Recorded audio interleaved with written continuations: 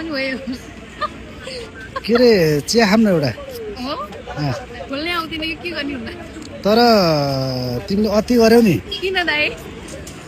तिम्रो यो थर्मस उत्रै छ क्या तपाईँले अति गर्नुभयो कि किन थाहा छ किन ससमा लगाएर माथिबाट हेर्ने हुन्छ मलाई डर लाग्छ कि यत्रो यत्रो गाडी देखेपछि चस्मा लगाएर माथिबाट हेर्नु यसरी।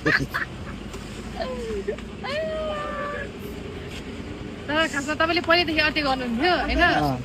आज अलिक बढी नै भयो के रे तिमी जन्मिने बित्तिकै के गरेको थियौ मैले तपाईँलाई फोन गरेको थिएँ म जन्मिँदै आउनु भेट्नलाई भनेर अनि त्यसपछि हजुर आउनुभयो त्यसपछि हाम्रो के भन्यो भने तिमी जन्मिने बित्तिकै मलाई कल गर्यौ दाइ म जन्मिए आउनु भेट्नलाई पोखरा घुम्न जाऊँ पनि भनेको मैले त्यसपछि हामी गयौँ पोखरा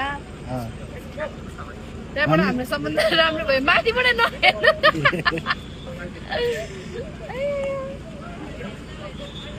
पोखरादेखि हाम्रो सम्बन्ध मजबुत छ होइन त एकदमै अति नै राम्रो छ कि अस्ति कुले खाने किन आएको हाम्रो क्यामेराम्यान मिन्स भएर भयो ए लास्टै भयो दाइ